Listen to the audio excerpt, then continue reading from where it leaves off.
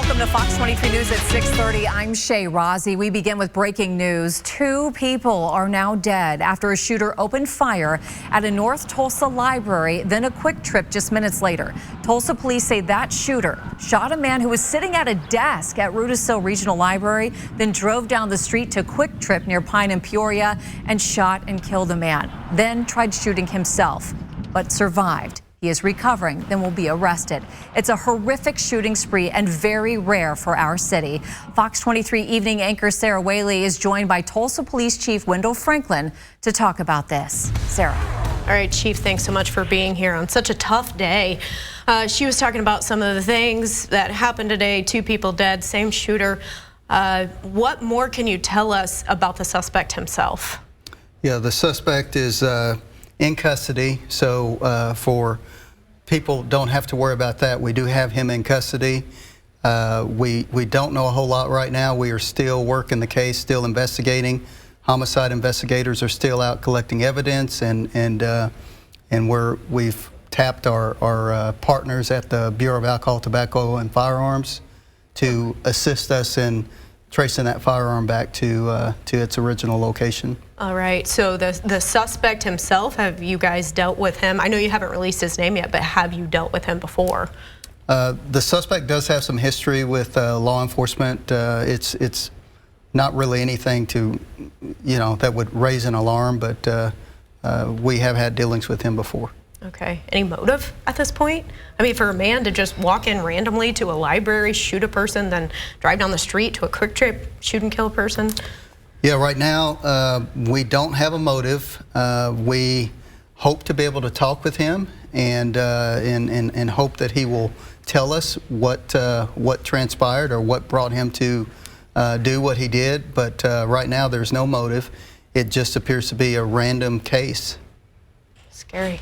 And the victims, people just going about their lives. You know, yeah, I mean, yeah. that's the horrifying and sad part. Yeah, I think that's what makes it so horrific and such a hard pill to swallow. Is these individuals didn't put themselves in any dangerous place. They were going about their daily business and in public places, and all of a sudden, we have a shooter. That being said, a lot going on around this country. You do have shootings at 2 public places. This could have been a lot worse. Yeah, it certainly could have been a lot worse. There were more people around in both venues, so luckily they were recognized the gunfire and they fled the area, escaped the area, and didn't make themselves a target. You called this horrifying, horrific on Twitter this morning. Of course, we all feel that way. Devastated is a good word. What is the impact on the community with all of this? Yeah, I think everyone takes a step back and kind of, I know people want to know a motive. I know people want to know why. We want to bring that to them, but we may not be able to do that in this case. We don't know at this point.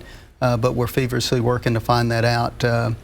Ultimately, I know people want to know that and want to feel safe, and we want to provide that level of safety to them. So we are just as eager as everyone else to find out a motive in this case. We have shootings, we have murders, that sort of thing. This type of crime, though, is not typical for our city.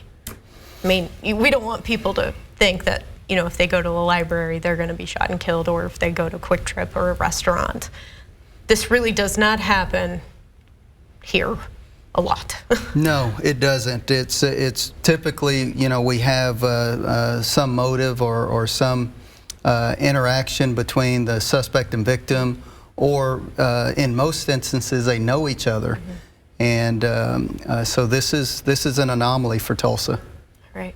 Thanks so much for your time. I know you're busy. I know your crews are busy keeping everybody safe out there. I do want to mention, too, they got there quick to get this guy in custody before we go. That was really, really important. They got there and they got him into custody. Yes, our officers out there are always responding to various incidents across the city.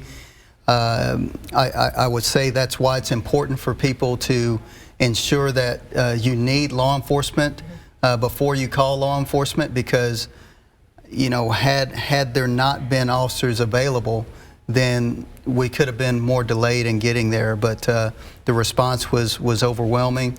All of the officers and the response that took place is exactly what we do. Absolutely. Important work.